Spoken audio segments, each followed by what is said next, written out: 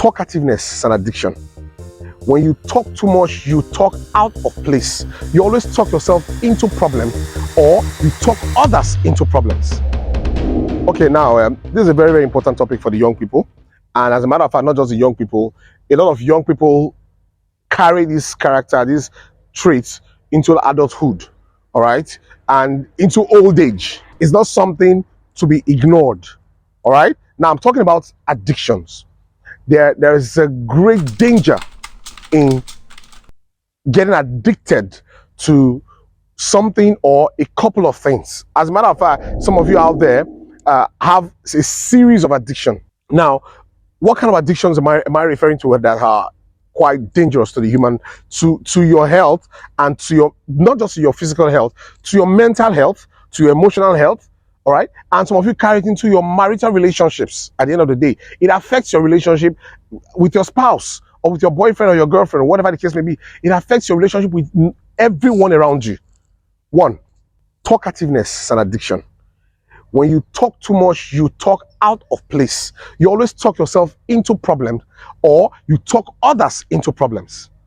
You need to learn how to couple yourself, package yourself in such a way that you will speak when it is important for you to speak, and not just be speaking. Some of you speak when you're not even being asked. Some of you lie when there is no question even asked. For instance, you just ask someone, "Hey, how far now? I just came back from Lagos." He said, "Yes, so I came back yesterday and my flight was very hectic." And you know you took God is good. What's wrong with taking God is good? God is good. You will not lie, man. Epis delayed my flight, and all. You've turned your line that you started from infancy, from being a young man or young woman. You've now matured into lying. So lying is now your addiction. I started from being talkative, quite all right. So talkativeness has its own dangers because you talk yourself into problems and you talk other people into problems. And most times when you use your mouth to talk yourself into problems, you can't take back what you said, even if you are sorry about it or you didn't mean it. But they say what a word spoken is impossible to take back. You can only apologize for what you said and reduce the impacts, emotional impact on the person you spoke about. But for you to undo it, it's absolutely impossible. It's impossible. You've already said it. It has come out of your mouth. Same way when you lie yourself into problems. People have lied themselves into death. Another one is drinking. Some of you don't have self-control when it comes to alcohol. When it comes to alcohol and drinks general, not just even alcohol.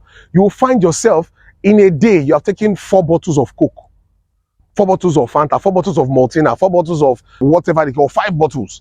Then some of you, when you go out at night, man, you dey down anything there, man. Like 12 bottles of anything, more. Madam, waiting call. Give me 1 carton of Star. Give me 1 carton of. You're just there. Even the companies themselves will tell you, drink responsibly. That part of the advert, enter on our ear, where you are being asked to drink responsibly, because you become an addict. That even if you started from when you were 14, 15, by the time you become a commissioner or a House of Assembly member or even a governor, you are still a drunkard. You are addicted to alcohol, and they'll be hailing you when you are drinking. That's the most stupid part of it all. All right, when you are messing yourself up, you have people who are hailing you in your ignorance. Hey, Baba, hey, this guy they finish work. You lay you down 12 bottles. Yeah, and you still stand where say forget. Now today we dey drink. Congratulations. Go and collect money from the bank. Your mates now be Dangote, and your mates be $2. They glory in that drinking. You no go glory in your achievements in life. You glory in your drinking, and you end up being irresponsible. You become irresponsible because the alcohol will mess up with your mind. You go home and your children are looking at you, your wife is looking at you, and you're messing yourself up. Another dangerous addiction out there is pornography. A lot of young people and even middle-aged people are guilty of pornography. Pornography is deadly. I repeat, it's very, very, very deadly.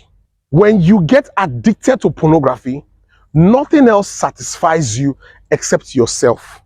Except yourself. If you like get a vibrator, if you like sleep with 200 women, at the end of the day, you will still have that satisfaction when you are eventually pleasuring yourself with whatever picture you have in your mind about someone you're unable to reach out to and have physical sex with.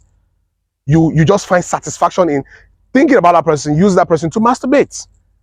Or you are watching the pornography and you are getting satisfaction in touching yourself. It will make your partner impossible to please you. That's why a lot of marriages are suffering. They are not aware that their partner are porn addicts. They're not aware. They're not aware. When their partners have private times, they don't even know what they are watching. Both the men and the women. Then you see some reserved men who only understand missionary, where they say Papa Mama style. They say, okay, this is the only one they know. The women are there exploring. They come and try to make the man very creative and spontaneous and all. The man is not able to meet up, and at the end of the day, she goes out and finds comfort somewhere else, and they'll say, he was not satisfying me, but that's why I cheated. You were too ahead of him, and you used pornography to corrupt and perverse your mind. That you became insatiable. Do you understand? You use your own hands to put yourself in a position where you will not need the hard work of like 5 men. Meanwhile, the innocent man truly loves you, cares for you, provides for you. The same thing for men. Same thing for men.